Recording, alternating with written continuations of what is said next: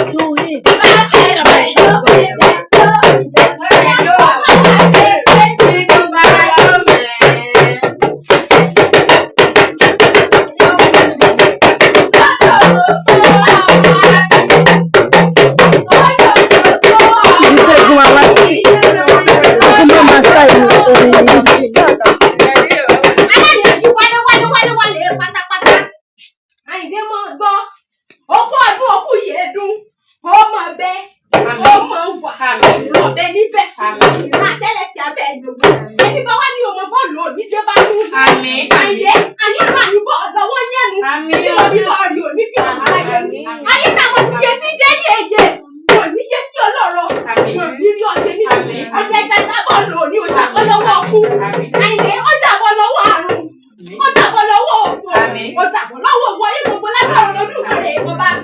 Fìlà nílé kí ó rí. Àkẹ̀tẹ̀ nílé kì í fìlà. Ìwà lékè ọ̀tá lé. Ìwà lékè ọ̀tá òde. Ó ní kí o fìrì báwọn jíjù àìní kí o gbọdọ̀ lágbára Olódùmarè ọba. Ó mọ bẹ. Ó mọ wà. Nínú àlàáfíà ara. Gbogbo wọn bá wá fẹ́ lọ́wọ́ Olódùmarè. Àyìndé, èyí tó béèrè ní kọ̀ọ̀kọ̀. Àtèyí tó béèrè ní gbangba. Olódùmarè á bá fi lé ọ lọ́wọ́. Oríire ò ní burú. Ẹlẹ́dàá rí ò ní gbà bọ́dé. Ẹlẹ́dàá rí ò ní rẹ́lẹ̀dẹ̀ ọkọ̀ máa bẹ̀ kó máa bẹ̀ kó máa bẹ̀. Kó máa bẹ̀ bí ayé tún bẹ̀. Tí Ọlọ́run bẹ̀. Lágbára Olódùmarè ọba ìwọ wá ní sọ́kú nílé ayé. Àwọn òbí rí ò ní fojú sunkún rẹ̀. Ò ní fojú sunkún ara rẹ̀. Láti Olódùmarè ọba gbogbo wọn bá fẹ́. Olódùmarè á máa ṣe fún ọ. Múlíwájúwájú lọ pé ibi tí ń rè sí. Òkè òkè lẹ mú rù sí. Òkè òkè ló mọ̀ lọ. Òkè òkè ló mọ̀ wà nígbà gbogbo. Àyìndé sọ̀dún ayọ̀ ẹni bí rọ̀dún. Àyìndé sọ̀dún ayọ̀ ẹni bí rọ̀dún. Ọ̀rọ̀ bàdùn jẹ́ lórí. Àyìndé ọ̀rọ̀ bàdùn jẹ́ lórí. Àyìndé sọ̀dún ayọ̀.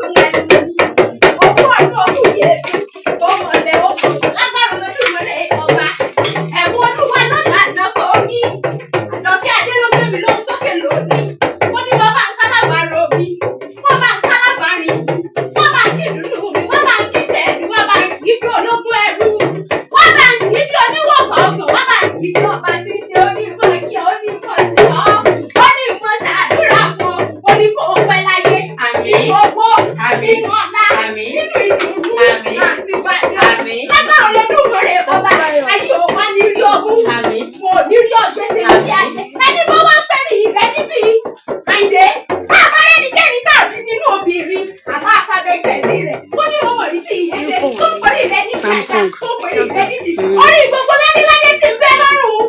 Orí gbogbo lóye lóye ti bẹ́ lọ́rùn yóò mọ̀ sí ẹ̀dájọ́ wọn lágbára Olódùmarè. Lágbára Olódùmarè ọba. Ẹ bá ń ká láyìndé o. Ẹ bá ń ká láyìndé o. Ọmọ yẹn ní ìsọjọ́ ìdílé bá ń ká láyìndé. Bá ń ká láyìndé o.